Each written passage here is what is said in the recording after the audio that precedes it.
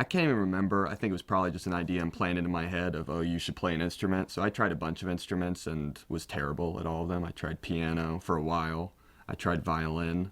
Just nothing was clicking. And then my cousin, I had an older cousin who I kind of, for a while, lived in the same town as me, and he got a drum set, and he started playing drums. And I remember going to his garage and seeing this beautiful, gleaming drum set. And anything he did was automatically cool in my mind, so that was it. I decided to play drums. And then he like gave up drums a year later, but I just took it all the way.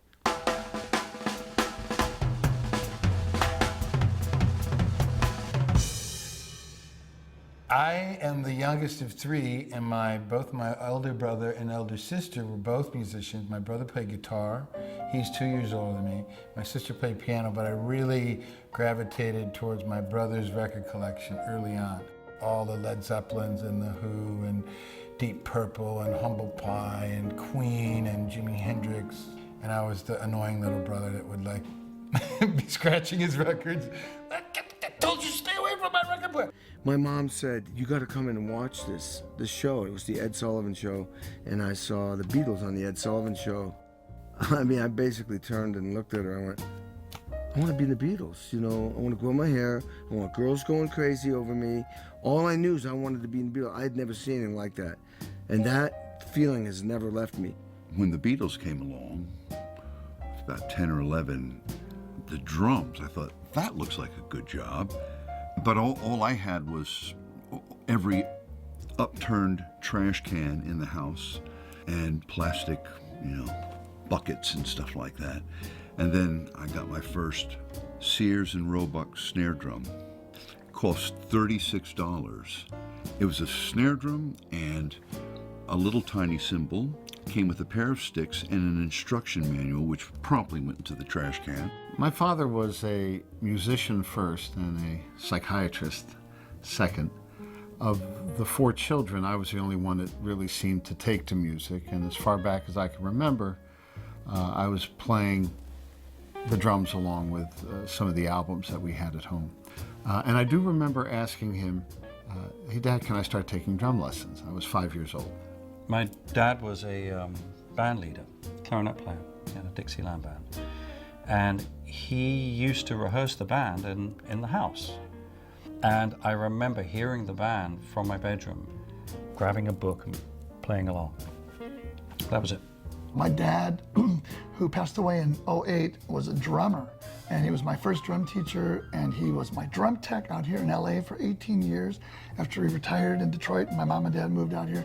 My mom played vibes, jazz vibes in his band in Detroit. My dad would take me to his gig, and since he was a leader, he let me sit in, and the guys in the band go, he's not gonna let his 12-year-old son sit in on Sandow. I got my first drum, a little Sears drum set when I was 3, and played that and used to play with my mom while she was playing piano. And then I switched to piano and didn't play drums for a number of years. I played piano from the time I was 6 until 11 and played trumpet for a couple of years. I got braces, and playing trumpet, I couldn't play trumpet anymore because the braces were cutting up my lip and I was bleeding all the time and I couldn't stand it. So that's when I made that fateful switch. Probably around the age of 5 or 6. We had music in the house all the time, there was always some kind of music going on. And my cousin played drums in a marching band, so that drum was always around, he was always playing with that. So that brought me into it for sure. I was also taking piano lessons at that time, but drums went over. And they'd have a marching band, which would, it was a neighborhood marching band, and they would just march down the street to rehearse and everything, and all the kids in the neighborhood would follow them around, It's almost like the second line in New Orleans, That was it. From then on, I was playing drums. My parents wanted to give me an early start, so I think I was a 4th grader. And they took me to the local music store in Columbus, Ohio. And I was going to consult with somebody about what instrument I should play. And I was thinking I wanted to play the trombone. And then when I got to the store, I saw a bunch of guitars on the wall, and I thought about the Beatles. And I said, I want to play guitar. Do you have a guitar teacher? And they said, no, we don't. I said, oh, how about, do you have a drum teacher? And they said yes. And that was the moment I decided to play drums. I took guitar lessons, and I was, 12 years old by that time, or 13, whatever. And I didn't have the patience for that, so I thought, well, I'll get a bass, and that's 4 strings, that'll be easier. But, you know, that was the same thing. So then I thought, okay, I'm gonna try drums. So I saved up my allowance money, and I bought a drum kit, and it was so easy, and I knew I'd never have to take lessons because it was very natural. Well, my parents are both musicians. My dad was a professor at the University of Michigan for 40 years. For lunch, during elementary school, my mom would have lunch for us, my brother and I, and we would listen to classical records, and she would say, oh, what instrument is that you hear? What instrument is that? So we were kind of thrown in right away. My family was a musical family, and my mom sang in the choir and all that kind of thing, and my sister as well, my older sister. So actually going to church, weirdly enough, was my first exposure, and I was 7 and joined the choir and all that. My mother was a drummer in college, so she was in the Iowa City Scottish Highlanders band. She was a snare drummer. It was a thing when they marched, they'd go.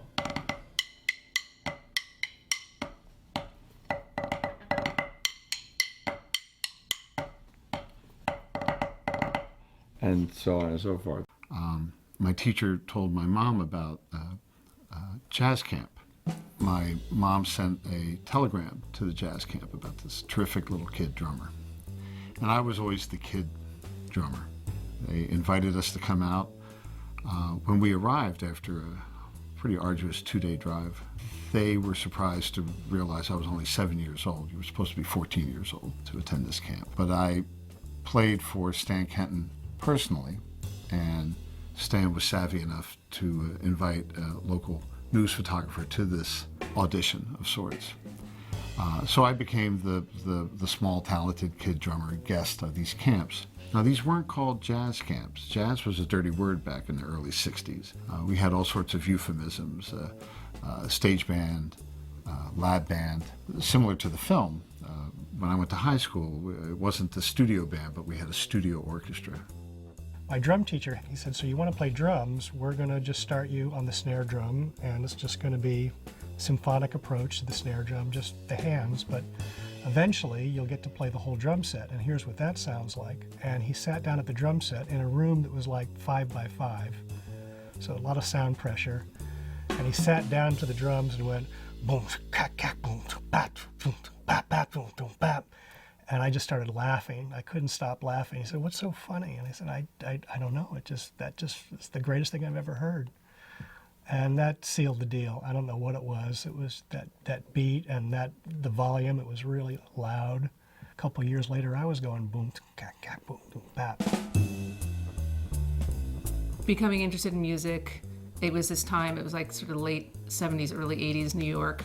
And the punk rock scene was just sort of still kind of happening. And seeing a band live and seeing women play really was the thing that made me like, oh, okay, this is something, I love music so much. I'm like obsessed with buying records and reading fanzines and all that stuff.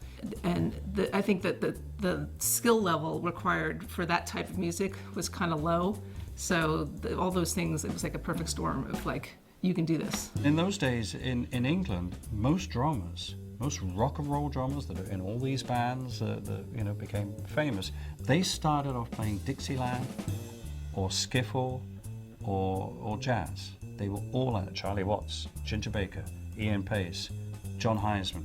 I mean, all these drummers basically used to do dance gigs. So that's what I grew up playing. I turned professional when I was 12 years old. I joined my dad's band, and he had about a 9-10-piece band. I was 13, 14 years old. I was playing with a lot of different people. By the time I got 16, I played my first professional gig with Roy Eldridge. And it was like a club in town that would bring musicians in. They would come in as singles, and they would look for rhythm sections. And at that time, I was 16, and I was good enough for them to call me, But my father had to go along with me to the clubs because I was underage and stuff like that. But by the time I started playing with those guys, I knew that was it. That was the turning point. I was, going to do that. It wasn't a very popular decision in my house. It certainly was not considered a viable career option. They wanted me to do something that would be safer, perhaps not such a treacherous road as music. You know, it's a notoriously volatile business, but I didn't care. I mean, I was determined. It didn't matter what anybody said. I thought, I'm going to do this. I mean, I was so blown away by the scene, the music scene in New York City, the music scene in LA, San Francisco was so far beyond anything that was going on in Baltimore. Like, I was in one of Baltimore's first like new wave punk bands called Scratch and Sniff, but there wasn't a lot of that going on there. It just wasn't. I went home and I packed my bags and I was like, I've got to go and try this. My parents' last words to me were like, remember, if it doesn't work out, you can always come back. So that's true. Drumming was something I did every day, but instead of sitting on a pad, paradiddle, paradiddle, that's a paradiddle, by the way. Right, left, right, left, right. I wore this shirt special for y'all. And instead of sitting there on a pad every day, I had teachers and band directors and my parents that said, you know, sitting in a room by yourself, you know, not that great. You got to practice your rudiments, and you can play along with your 33 1/3 records, but you need to play with other human beings. Your brother's a bass player. Why don't you guys jam? So we jammed so much that we finally brought in a guitar player and then horns and a piano player. And we had this band. We loved Chicago. So we called ourselves, we bought blue shirts, ironed on the Chicago logo, and put a Roman numeral 2. We were Chicago too. I told Danny Serafin, the drummer, was Chicago. He goes, no, you weren't Chicago too. That is a setup I've been playing 30 years. The kit becomes such a personal thing. It becomes your, also because unlike flute or any of the, you know, other instruments that I still am jealous of to an extent, drums are hard to carry around. It's like the kit is not an easy thing to, you don't just show up into a room and slide your kit. Drumming is fucking annoying, I have to say. Whenever we play shows and we fly in, we have rented a gear and it's like I'm setting up all this shit and it's like, oh my God, there's like 800 things to, you know, to get just so. And drummers are like kind of OCD, I think, in general. But once you get it, it's like a sports car. You're just like, you know, it's amazing. There's nothing like it. My standard kit right now is, you know, 24-inch kick drum, but I used to 22 by 18, 24 by 16. I always carry my pedals like probably every drummer does. You know, that says that tension that you like. 12-inch rack tom, 10-inch. For a long time, since 1982, I reversed my toms.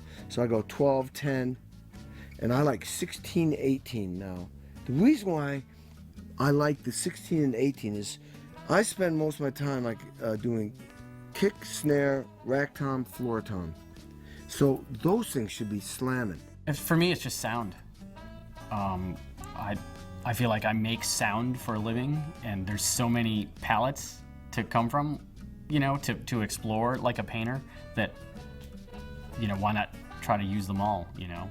The drum kit I used with David Lindley was just crazy, out of this world. With I was a Swiss Army helmet, kind of in the centerpiece of it, which was a gift from a club owner in Switzerland that had all these crazy found object sculptures everywhere. And so I was hitting it with a stick, and he goes, "Oh, you like the sound?" I'm like, "Yeah, I like the sound." He goes, "Oh," and he goes into his barn and comes out with about 5 helmets. My kit changed about 1.5 years ago when I got the gig with Zappa Plays Zappa. And I've always been a 4-piece or 5-piece guy. And I've listened to the music of Frank Zappa since I was about 13. I've been a die-hard fan. And am lucky enough now to be in Zappa Plays Zappa, playing with Dweezil, playing all of his dad's music. And to pull all that music off, you need a lot of stuff. So I had to change it when I got that gig. So I went from being 4 or 5-piece guy to 7-piece guy with rototoms, sampling pad, chinas, splashes, and bells, and all this other stuff. So now I have this huge setup that's for that gig. So when I'm not doing that gig, I still use my 4-piece kit most of the time. This is kind of my standard setup, I guess, over there. Yeah, just like one rack and 2 floor toms. And they're kind of the classic modern drum set from the 40s that guys like Buddy Rich and Gene Krupa incorporated that kind of setup. Kind of what I've done other bigger things, and live I do add a few things, but that's the basic thing that I make my noise with, and it kind of works for me. Mid-70s, suddenly drum kits started